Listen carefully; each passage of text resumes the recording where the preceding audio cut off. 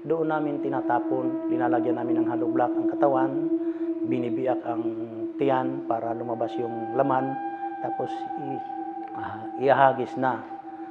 Almost 24 years ako nagserbisyo, yung mga DDS.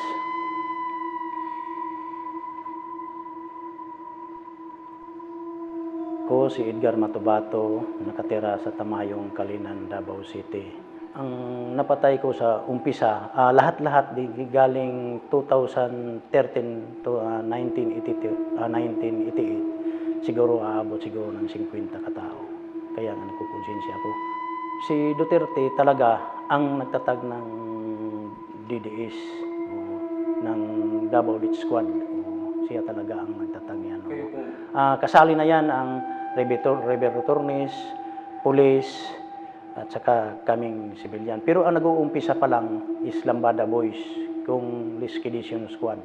Ang nag-umpisa, 7 lang katao. Sa akala ko, mabuti yan kay masama ang pinapatay namin. Yung pinapatay namin is rapist, drug poser, yung snatcher, yung ang binabaril namin.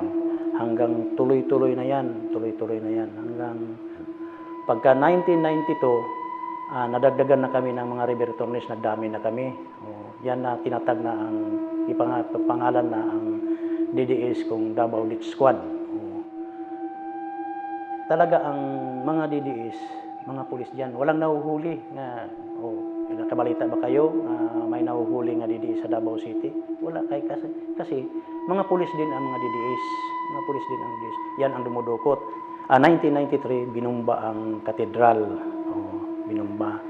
So pagka umutos siya ng 26 na masakiron niyo ang mga muski, ang simbahan ng Muslim, pinagmasakir namin. Ako ang humagis ng granada, yung mga pulis kasama ko.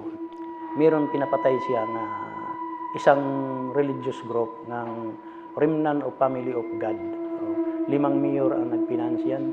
Pagkatapos naman, 2010, tumakbo si Prospero Noglares ng mayor kalaban ni Duterte, kinidnap, tapos limang tao. Pinatay namin, inisa-isa pagpatay namin doon sa Island Garden City of Samal. Ang dami pa naming, yung si Paulo naman, 2013, may pinapatay si Vice Paulo Duterte. Inakyat namin yung bahay, kagalit lang niya.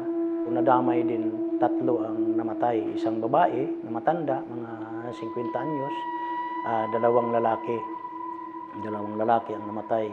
Meron pang 3 babae na dinukot namin sa Barangay Obrero, pinatay din nila. Hindi na ako sumali, naawan man ako, puro pa mga babae, mga bata pa. May ina tayo, may kapatid tayong babae, yan talagang, pero yung mga pulis naman walang awa, yan pumatay sa Davao, yung mga DDS sa Davao City. Paano kayo nakaalis? Nagsabi lang ba kayo, nagpaalam? Hindi, yung ginawaan ako, nagpaalam ako nga hindi na ako, kay madami naman kaming pinag-train ng mga PO1, hindi man, naghihirap pa din, ang sweldo lang is 5,000, nangungutang na para makabili ng bigas. Hindi ka naman umasinso ng trabaho. So, ang decide ko, matanda na ako, maghahanap buhay na ako ng kaparihong fair playing trabaho. Pinagbantaan po ba kayo? Oo. Ako, nagdaan ako, mayroon pa akong sugat dito, tinorture ako ng 1 linggo doon. Tinorture ako ni Director Danao. Ang nasakitan ko pa, ang nagtorture sa akin, mga kasamahan ko din, para akong mga kapatid na, pero pinagpalit din ako nila. Yan ang nagsama yung loob ko.